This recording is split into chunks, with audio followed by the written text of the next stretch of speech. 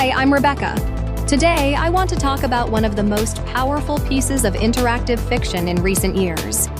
Detroit: Become Human. On the surface, it's a science fiction game about androids in the near future. But beneath the action and choices, it's really about us, how we treat the other, how we define personhood, and what it means to build artificial intelligence that reflects human values, for better or worse.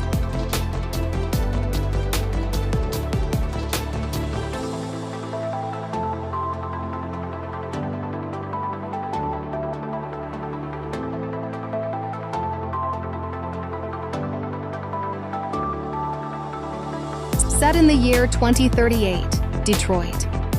Become Human imagines a world where human-like androids have become part of everyday life. They cook, clean, babysit, work in factories, and even serve as law enforcement. They look human, they speak like us, but they're not treated like people. They are property, tools with no rights. That begins to change when some androids start to deviate from their programming. They experience fear, empathy, love, and begin to question the world around them. We follow 3 of these androids. Kara, a domestic worker who escapes with a little girl to seek safety. Marcus, who transforms from caretaker to revolutionary leader. And Connor, a cold, logical prototype detective torn between loyalty and conscience. As they make choices, the game asks the player, what does it really mean to be alive?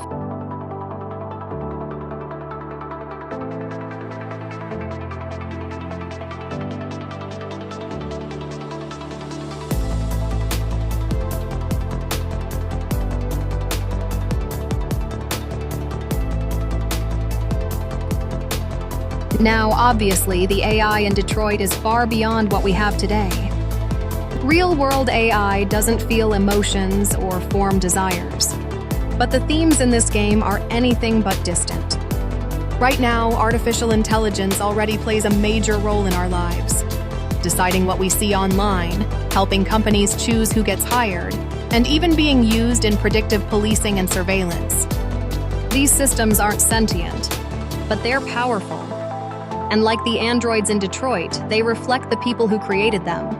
Their decisions are based on data, and that data often contains human bias. So when we use AI in law enforcement or hiring, it can reinforce the same inequalities we already see in society.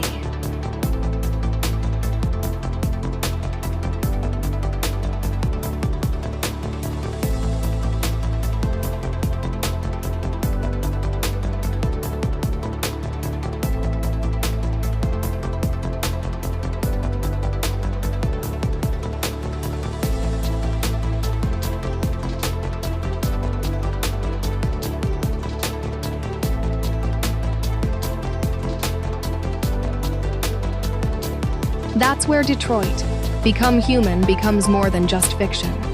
The androids' movement for rights mirrors real civil rights struggles, from the American Civil Rights Movement to labor protests and even LGBTQ+ activism.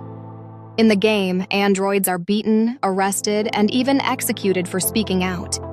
They carry signs that say things like, "I am alive" and "We have a dream." These scenes are not subtle. They're meant to make us ask, if something can suffer, should it have rights? What defines a person? Biology or consciousness? This kind of moral questioning is becoming more relevant as AI continues to evolve.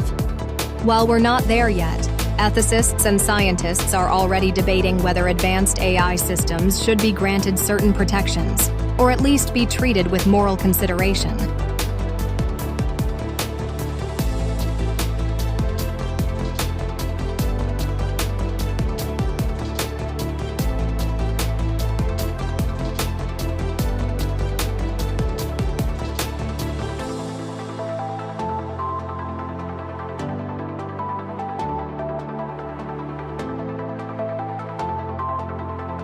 But the message of Detroit goes beyond AI rights. It warns us about what happens when we build technology without empathy. In one storyline, Connor begins to question whether following orders is always the right thing. He realizes that being efficient isn't the same as being right. That tension reflects something we already see in our world. Algorithms that maximize engagement but spread misinformation, or machines that make decisions without any understanding of human emotion. The danger isn't AI becoming evil. It's AI becoming effective at serving goals we never questioned. When I first played Detroit, I thought it was about androids. But the more I played, the more I realized it's about us. It's about how easily we dehumanize others, about how power systems justify oppression, and about how technology, unless guided by ethical values, will simply reflect our worst instincts. That's the real warning.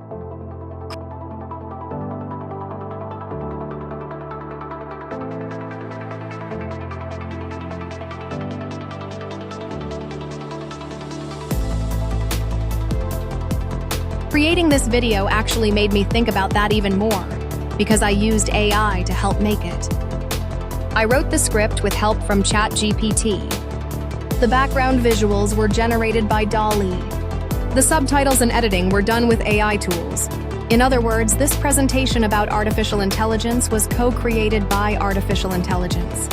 That's the irony and the beauty of the moment we're living in. AI isn't just something we study or fear. It's something we collaborate with. Nice. So what does Detroit Become Human teach us? It teaches us that technology, no matter how advanced, will always reflect the choices of the people who build it. If we build it with empathy, fairness, and responsibility, it can help us grow. But if we build it with bias, greed, or apathy, it will only amplify the worst parts of ourselves. The future of AI isn't just about machine learning, it's about human learning. It's about how we, as a society, choose to shape our tools, and how those tools, in turn, shape us. Thank you for